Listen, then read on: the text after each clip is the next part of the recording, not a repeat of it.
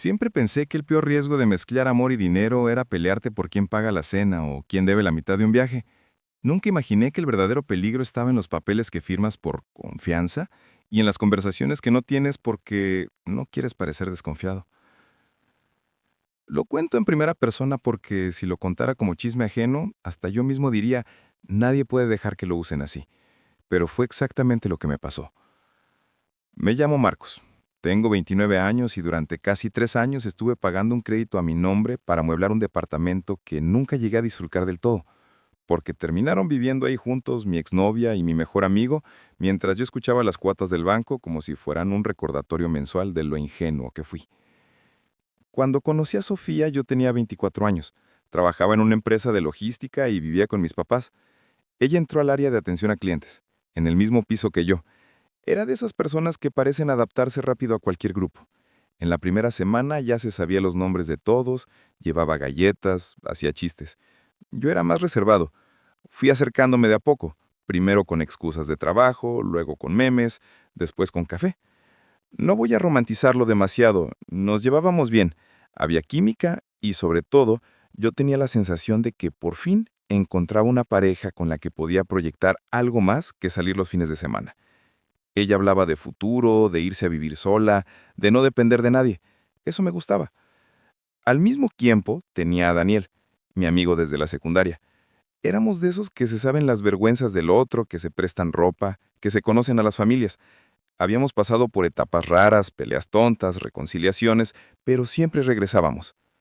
Él era más desordenado que yo, más impulsivo, pero lo justificaba pensando que cada quien tiene su ritmo.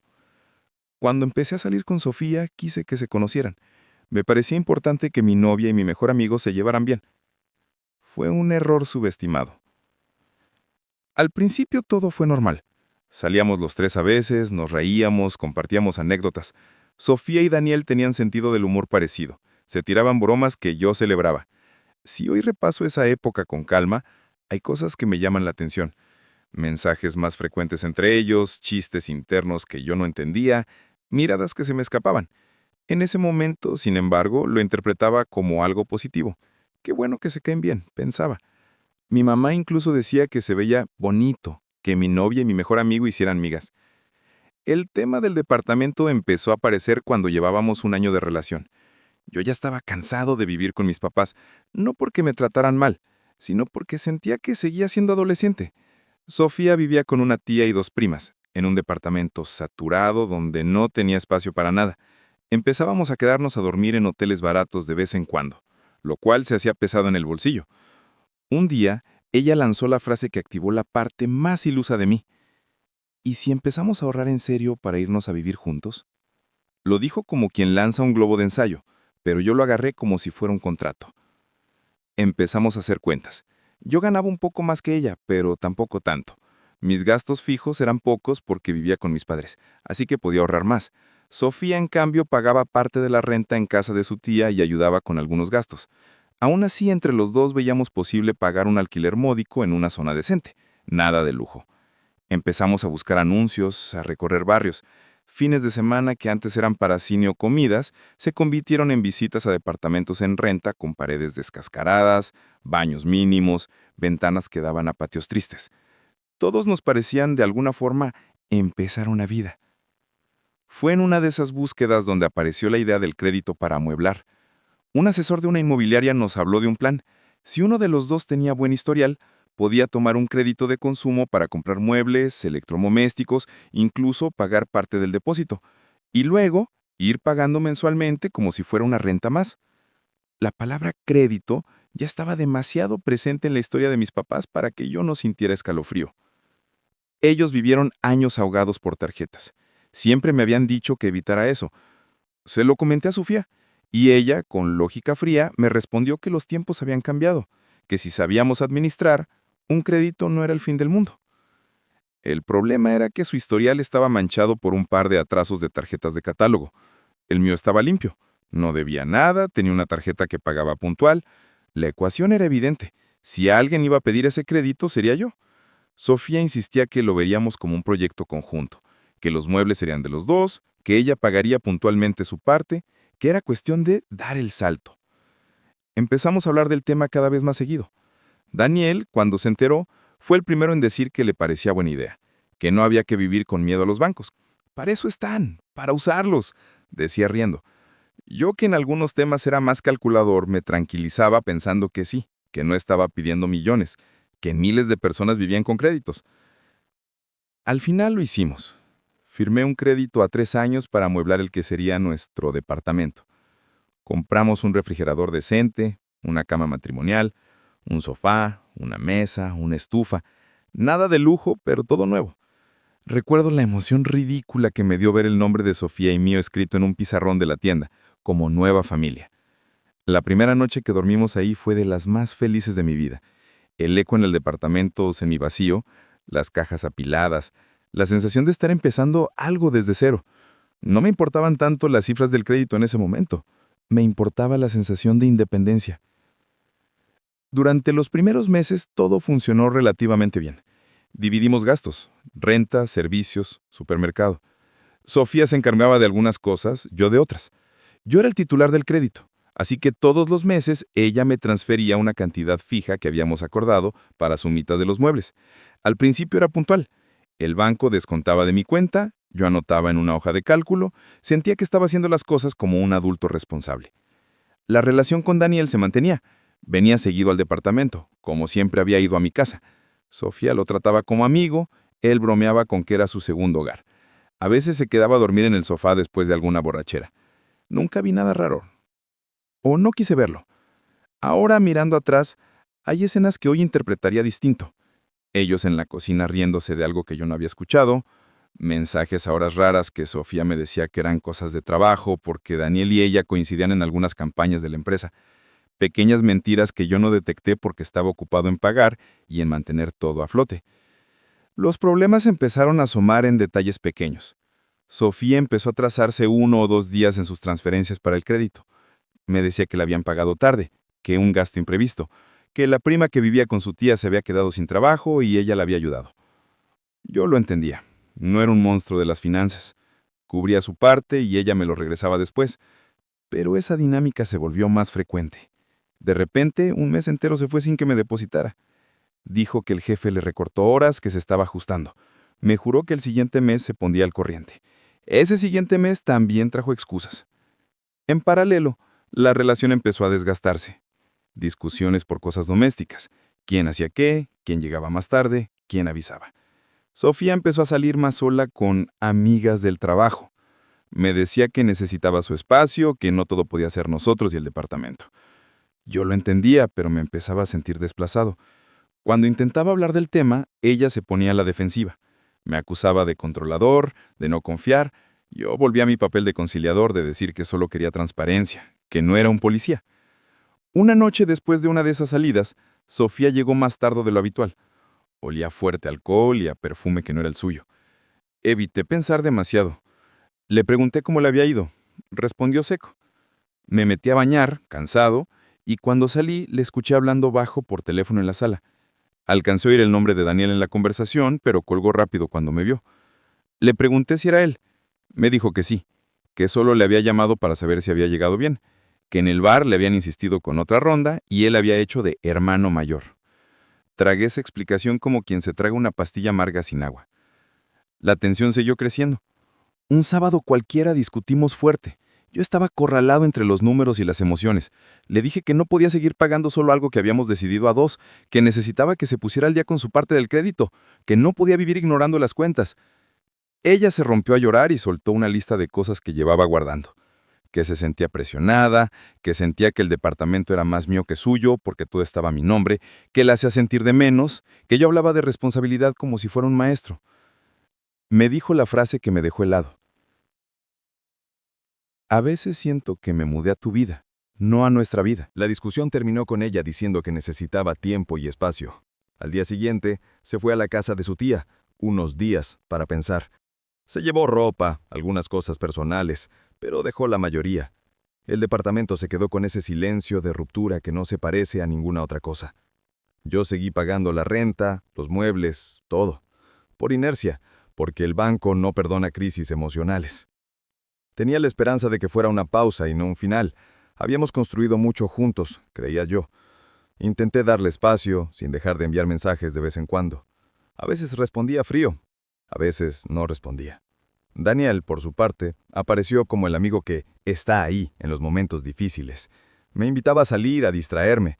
Me decía que no podía quedarme encerrado en el departamento como si fuera un mausoleo. Yo agradecía ese apoyo, incluso cuando a veces sus comentarios sobre Sofía eran ambiguos. Me decía cosas como, tal vez ustedes se adelantaron demasiado con lo de vivir juntos, o ella siempre fue un poco impulsiva, ya se le pasará. Pasaron 3 semanas así. Yo seguía pagando la cuota mensual del crédito y la renta del departamento medio vacío. Una tarde, saliendo del trabajo, decidí pasar por casa de mis papás antes de ir al departamento. Mi mamá me preparó cena, hablamos un rato, le conté que Sofía se había ido a pensar. Me escuchó con esa mezcla de compasión y escepticismo que tienen las madres. Cuando me estaba yendo, me dijo, solo ten cuidado con dejar las cosas a medias. Si esto no se arregla, tienes que decidir qué vas a hacer con ese departamento. No puedes cargar solo con algo que ya no es de dos. Asentí, pero la idea de renunciar al lugar me dolía casi tanto como la ruptura. Subí al autobús pensando en todo eso. Eran como las 10 de la noche. El camino era automático, lo había hecho 1000 veces. Bajé, caminé las 3 cuadras hasta el edificio. Noté algo raro antes de llegar a la puerta. En la ventana del departamento se veía luz encendida y una sombra cruzando. Pensé que quizás Sofía había vuelto sin avisar. Sentí un pequeño alivio mezclado con nervios. Subí rápido las escaleras, saqué las llaves. Cuando estaba a punto de meterla, escuché risas desde dentro. El timbre de las risas me resultó familiar. Una era la de Sofía, la otra era la de Daniel. Me quedé quieto unos segundos. Pude haber dado media vuelta e irme, pero mi cuerpo actuó antes que mi cabeza. Abrí la puerta. Lo que vi no fue una escena dramática de película, no había nadie semidesnudo ni nada por el estilo. Sofía y Daniel estaban sentados en el sofá, muy cerca el uno del otro, con 2 vasos sobre la mesa. Sofía llevaba una sudadera mía, Daniel tenía los zapatos en el suelo, como quien está en su casa. Al verme, se congelaron unos segundos, y luego empezaron a hablar ambos, al mismo tiempo, con justificaciones improvisadas, que solo eran amigos, que ella se había sentido sola, que Daniel había venido a acompañarla porque yo la había dejado. Sentí esa mezcla de rabia y vergüenza que te deja la boca seca. No grité, no hice un escándalo. Simplemente miré alrededor y me di cuenta de que algunas cosas habían cambiado desde la última vez. Ropa de Sofía en lugares nuevos, un cepillo de dientes extra, una mochila de Daniel junto a la puerta. No era la primera vez que él estaba ahí. Tampoco parecía que fuera casual. Lo único que me salió decir fue, ¿desde cuándo? Nadie respondió algo coherente. Sofía lloraba, Daniel decía frases como, no es lo que crees, la situación es complicada. Esa noche dormí en casa de mis papás. Al día siguiente volví al departamento a recoger algunas cosas. Estaban ellos, pero ya había una distancia incómoda. Sofía me dijo que no quería que lo viéramos como una traición, que las cosas entre nosotros ya estaban mal desde antes, que ella y Daniel no lo habían planeado. Daniel me habló de su confusión, de cómo se había acercado a ella primero para consolarla. Yo los escuchaba y solo pensaba en el contrato del crédito, en las cuotas que seguían cayendo, en las sillas con las que ellos se sentaban mientras me explicaban cómo había que entenderlos. En algún momento de esa conversación, Sofía soltó algo que terminó de romper cualquier resto de compasión. Dijo que ella se iba a quedar en el departamento por un tiempo, porque no tenía dónde ir, que la casa de su tía estaba llena y que se sentía más segura ahí. Daniel dijo que la apoyaría hasta que encontraran algo. Los dos hablaban del espacio que yo seguía pagando con una naturalidad que me parecía surrealista. Cuando les pregunté quién iba a hacerse cargo del crédito y de la renta, Sofía respondió que ella por ahora no podía, que Daniel vería si podía aportar algo, que no querían aprovecharse. Me quedó clarísimo que en su cabeza el que tenía la obligación era yo. Decidí salir por las malas, pero no a los golpes, sino con papeles. Lo primero que hice fue ir al banco y preguntar qué opciones tenía para no seguir cargando con un crédito que ya no tenía sentido. Me dijeron lo obvio, que el titular era yo, que el banco no se metía en quién usaba los muebles, que si quería podía venderlos y usar ese dinero para liquidar una parte. El problema es que los muebles estaban en el departamento ocupado por mi exnovia y mi ex mejor amigo, y la idea de entrar ahí a llevarme la cama donde habíamos dormido juntos, el refrigerador donde todavía estaban sus cosas, me revolvía. Fui a hablar con Sofía por última vez. Le propuse una solución básica, que ellos se quedaran con el departamento y con los muebles, pero que asumieran el crédito a su nombre, buscando un refinanciamiento, que yo estaba dispuesto a salirme del contrato de renta y dejarles todo, si ellos se comprometían legalmente, a que yo quedaba fuera. Ella dijo que no quería meter más papeles a su vida, que los bancos le daban miedo, que por eso desde el principio yo había sido el titular. Daniel dijo que no tenía ingresos estables como para que le aprobaran nada. Es decir, estaban cómodos con que la parte legal siguiera siendo mi problema mientras ellos resolvían sus vidas dentro de esas 4 paredes. Ahí entendí que si seguía esperando justicia de ellos, me iba a hundir. Tomé una decisión que me costó, pero era la única con la que yo podía dormir. Rescindí el contrato de renta. Hablé con el dueño del departamento. Le expliqué que me iba, que no iba a renovar. Le di el aviso formal, pagué la penalización, anuncié a Sofía que tenía un mes para irse. Se puso furiosa, dijo que estaba abusando, que la estaba dejando en la calle. Daniel me acusó de revanchista, de no entender que la vida es complicada. Yo respondí lo único que sabía que era cierto, que no iba a seguir pagando por un lugar donde yo ya no vivía, por muebles que no usaba, por decisiones que no había tomado. El último día del contrato entré en el departamento con el dueño para revisar que todo estuviera en orden. Sofía y Daniel ya se habían ido. Se llevaron algunas cosas pequeñas, pero dejaron la mayoría. El refrigerador, la cama, la mesa. El dueño dijo que si yo quería, podía venderle todo a precio de segunda mano y usar ese dinero para amortizar el crédito. Acepté, más por necesidad que por apego. Ver a otros cargar aquellos muebles fue raro, como si se llevaran también la versión de mí que había creído en ese proyecto de pareja. Los meses siguientes fueron duros. Seguí pagando el crédito, pero ahora sin la presión de la renta. Me mudé a un cuarto pequeño en casa de un compañero del trabajo. Trabajaba horas extras para adelantar cuotas. Fui a terapia porque me di cuenta de que el problema no era solo la traición romántica, sino la sensación profunda de haber permitido que otras personas tomaran decisiones enormes usando mi nombre y mi dinero, mientras yo callaba por miedo a ser controlador o desconfiado. Con el tiempo terminé de pagar el crédito. El día que liquidé sentí menos alegría que alivio. No había victoria ahí, solo cierre. Sofía y Daniel siguieron juntos un tiempo. Luego supe que se separaron. Me enteré por terceros, ya no tengo contacto con ninguno. A veces me preguntan si no extraño la amistad de Daniel, si no me dan ganas de volver a hablar con Sofía. La verdad es que lo que más extraño no es a ellos, sino al Marcos que confiaba sin hacer preguntas. Pero también sé que necesito a este Marcos que aprendió a colocar límites, aunque sea tarde. De todo esto me quedó la enseñanza de que poner tu nombre en un crédito por amor o por amistad, sin acuerdos escritos ni responsabilidades claras, es entregar tu futuro a decisiones que otros pueden cambiar cuando se les antoje. De todo esto me quedó claro que no basta que tu pareja y tu mejor amigo se lleven bien si tú no eres capaz de poner líneas rojas sobre el dinero, el espacio y el respeto, porque la confianza sin límites se parece demasiado a un cheque en blanco. De todo esto saco que no eres controlador ni mala persona por preguntar quién paga qué pasa si se separan, quién se queda con el departamento o con los muebles, y que si alguien se molesta cuando intentas hablar de esas cosas, probablemente no te ve como socio de vida, como recurso. Y sobre todo, de todo esto me quedó la certeza de que la próxima vez que alguien quiera construir nuestro lugar, usando solo mis papeles y mis deudas, la respuesta correcta no es confío en ti, sino, si es de los dos, también va a estar a nombre de los dos, y si eso te incomoda, entonces no estamos construyendo lo mismo.